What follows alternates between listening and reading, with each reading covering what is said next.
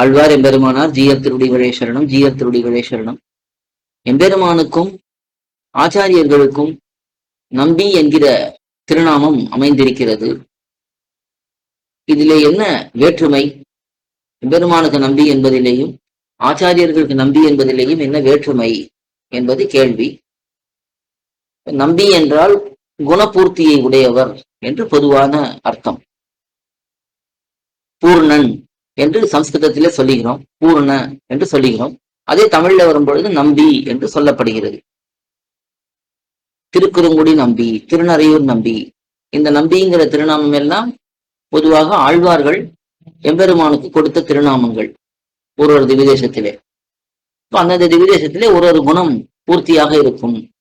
வாத்சல்யம் என்று ஒரு குணம், குற்றத்தையே குணமாக எடுத்துக்கொள்வது. சௌலபியம், எளிமை என்கிற குணம், இதிலெல்லாம் பூர்த்தி உடையவன் என்று ஒரு இடத்திலே சொல்லப்படும். நம்பி என்கிற இந்த பெயர் முற்காலத்திலே ராஜாக்களுக்கு கூட இருந்திருக்கு.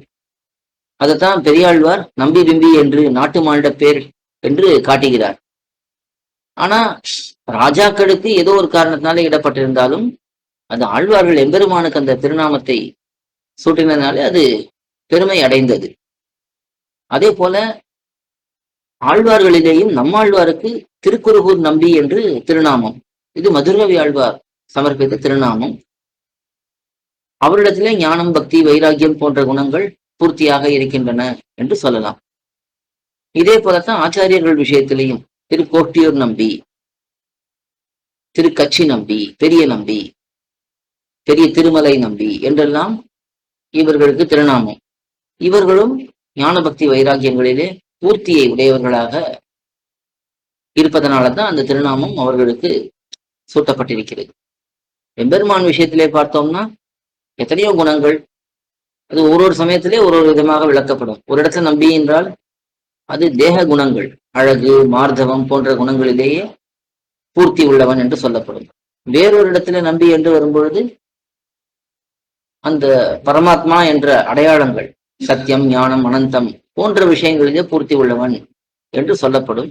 இப்படி நம்பிங்கிறது ரொம்ப விசேஷமான திருநாமம்.